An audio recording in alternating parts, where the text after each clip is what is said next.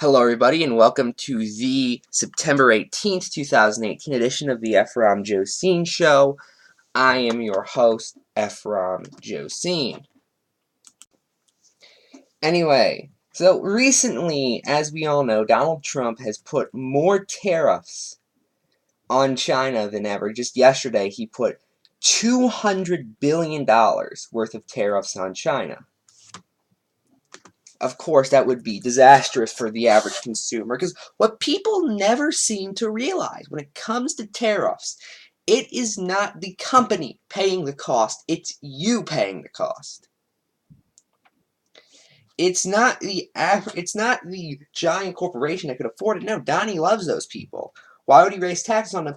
It's the average individual who gets hurt by protectionism, who gets hurt by a lack of free trade, who gets hurt because all that does is make prices go up.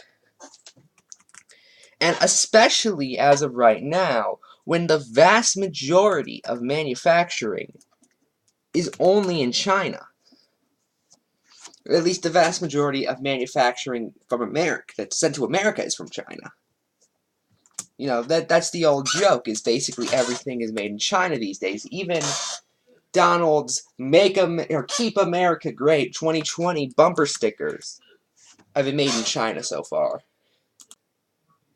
And I've derailed that end with this chair is really squeaky.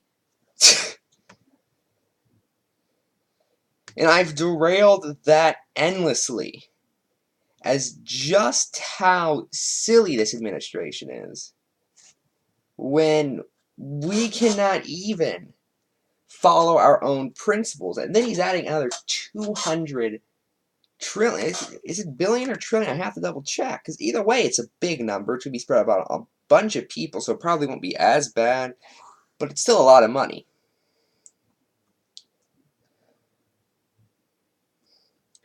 Yeah, it's in the billions. 200 billion. And for that matter, one thing we warned Donald, because this is the flaw in a lot of protectionist politics, by the way, is they assume that in order for free trade to work, everyone has to be free trading. It has to be they give just as they accept.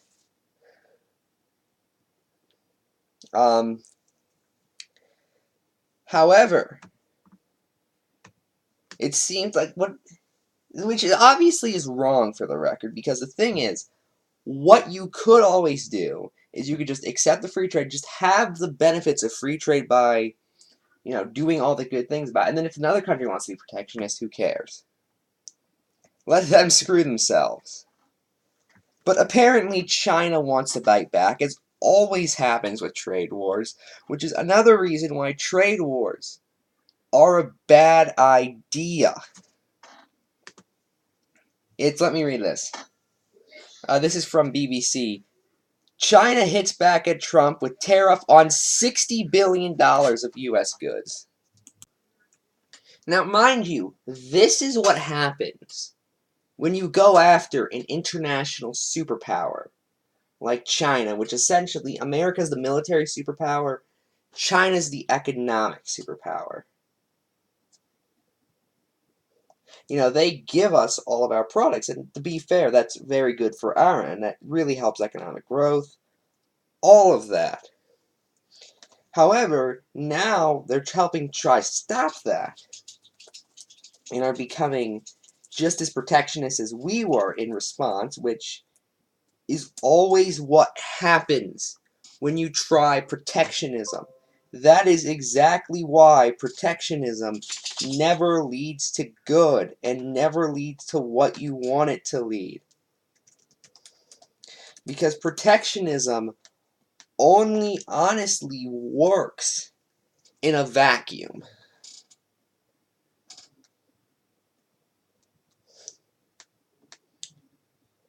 That's really the best way to put it.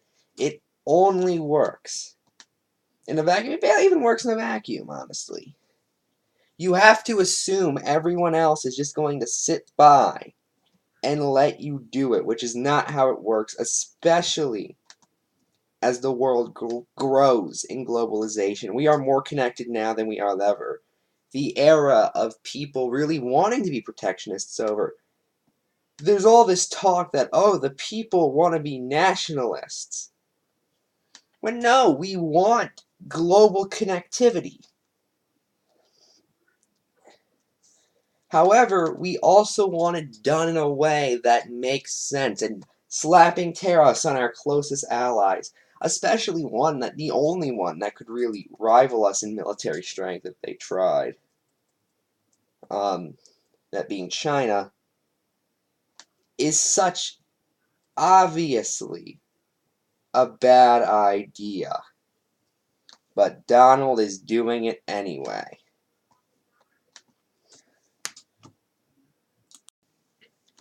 And of course, the Kavanaugh accusations continue because Kavanaugh just won't go away. He's going to be confirmed, by the way. That's just. I said yesterday I don't know if he's going to be confirmed or not. He's almost certainly going to be confirmed. And if he's not, that's going to be an excuse to confirm someone about 18 times worse. We now know, I'm not kidding you now, that these accusations that apparently just came out of nowhere, according to the GOP, date back to 2002 of her telling her husband about it. But they're clearly made up. She just told people about it for years while telling no one. I even found a specifically smug Tommy Lawrence tweet. I'm going to see if I can find it real quick.